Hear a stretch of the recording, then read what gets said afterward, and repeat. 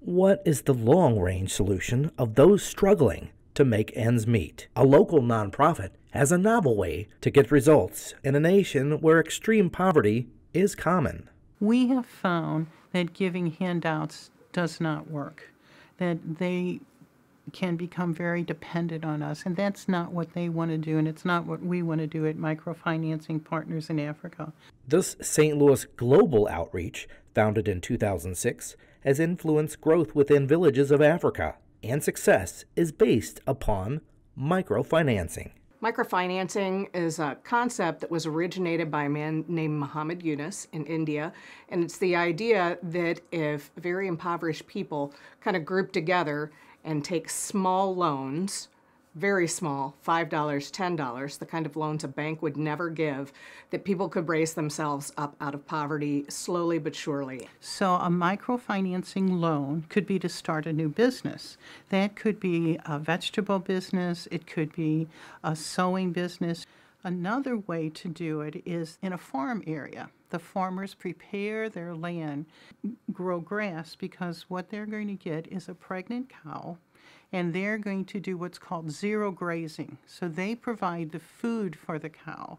The cow can provide biofuel from the waste. It provides milk for the children. Excess milk can be sold, which provides income.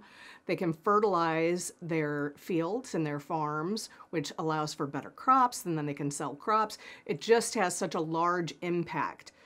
One cow for one family. And it influences the rest of the community as well. People see how well a family is doing with a cow, and they too want to join the program. With the introduction of microfinancing, Microfinancing Partners in Africa has also improved health care in African villages. I spoke with our founder, and we decided that we needed to introduce microfinancing to the village health centers.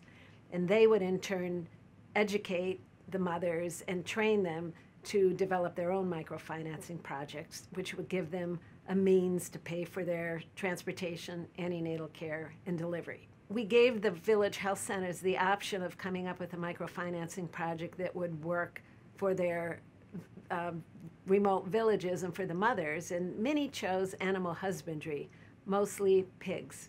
And so the village health centers have developed piggeries where they've been able to rear and breed pigs, and then they introduce the mothers to the concept of microfinancing. Our piglet project starts with women who are post-fistula surgery.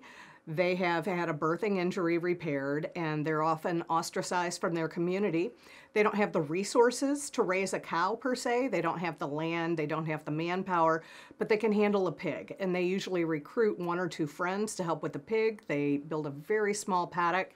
They allow them to graze even on the roadside, but that pig has 2 litters a year, usually of 10 to 12 piglets, which allows her to pay that loan back to us, forward to her friends, and then still have many piglets that she can sell in the market and start an income of her own. In talking with the midwives, when we've gone back to follow up on our project, the midwives have told us that the mothers are coming into the village health centers for antenatal care as well as for deliveries. At some village health centers, the numbers have doubled. At others, they've quadrupled, at one in particular. And not only did this village health center see an increase in the number of antenatal visits and deliveries, but they also saw in general that husbands and other family members were coming in for general health care because they began to know the midwives and the clinical officers, and they began to trust them with their health care. Extreme poverty. Can it be overcome? MPA appears to be making progress, one microfinancing project at a time. One of the things that gives me great satisfaction is being involved with a cause or a project that is expanding the good in the world. And this definitely does that. I think one of the most meaningful times when I visited, one of the mothers said to me, "Thank you for restoring my dignity." Now, actually, she restored her dignity, but the dignity that they, like us, want by providing for their families, from education to food to housing, is just like for us. And that if they can do that for their children, that means everything to them. For more information on this St. Louis nonprofit, go to microfinancingafrica.org.